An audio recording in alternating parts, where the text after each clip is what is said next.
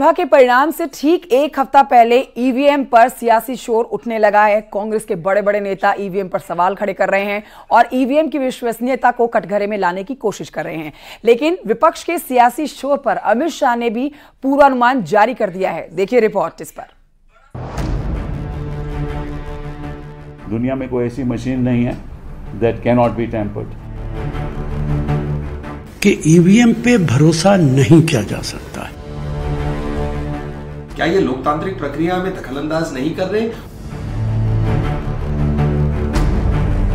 लोकसभा चुनाव में 7वें चरण की वोटिंग से पहले ईवीएम पर एक बार फिर विवाद शुरू हो गया है। 4 जून को जनादेश सामने आने वाला है, लेकिन विपक्ष ने अभी से ईवीएम को कोसना शुरू कर दिया है। पूर्व केंद्रीय मंत्री और वर्तमान राज्यसभा सांसद कपिल सिब्बल का कहना है कि दुनिया में कोई भी ऐसी मशीन नहीं है जिसके साथ छेड़छाड़ नहीं की जा सकती। सिब्बल का दावा है कि हर मशीन के साथ छेड़छाड़ हो सकती है। Lot of people who are saying that these machines are possibly tampered, right? So we want to make sure that there is no possibility of tampering. That's all, nothing more than that. We are not saying that they are tampered. We are not saying that they are not tampered. Like any machine can be tampered. ये तो है नहीं, दुनिया में कोई ऐसी machine नहीं है that cannot be tampered. विपक्ष के इस बयान से पहले अमित शाह भी ईवीएम को लेकर विपक्ष के एजेंडे पर सवाल खड़े कर चुके हैं। अमित शाह ने कहा 4 जून को मोदी की विजय निश्चित है। 4 जून की दोपहर को आप देख लेना, राहुल गांधी के लोग प्रेस कॉन्फ्रेंस करेंगे और कहेंगे कि ईवीएम के कारण हम हारे हैं और हार के बाद खरगे की नौकरी चली जाएगी। 4 तारीख का परिणाम कहता हूं, राहुल बाबा आपकी पार्टी को 40 भी पार करना नहीं है, मेरी बात याद रखना। और अखिलेश बाबू कितना भी आपके प्रति सहानुभूति से मैं बात करूं, आपका 4 भी पार नहीं होना है, 4 भी पार। और 4 तारीख को दोपहर को आप देख लेना, ये राहुल बाबा के लोग प्रेस कॉन्फ्रेंस करेंगे कि ईवीएम के कारण हम हारे। और खड़गे साहब आप भी समझ लेना, ये भाई बहन पर ठीकरा नहीं फूटने वाला है।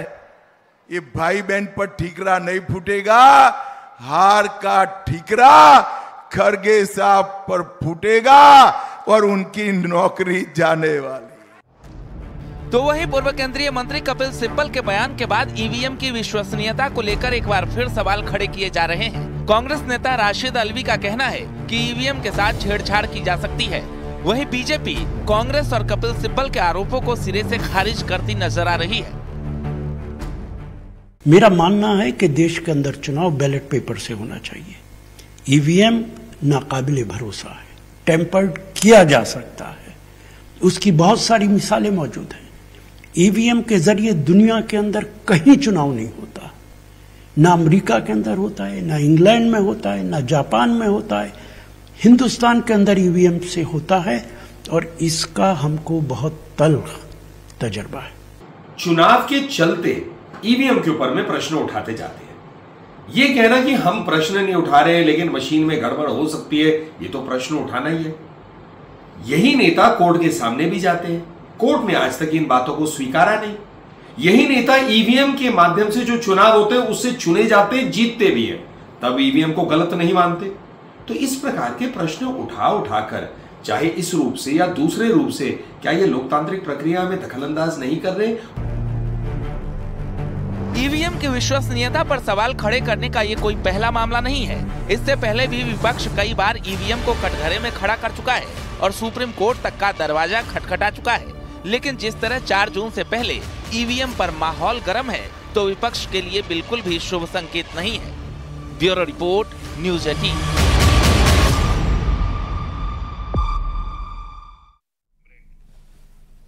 छोटे से ब्रेक के लिए रुक रहे हैं, जल्द लौट रहे हैं।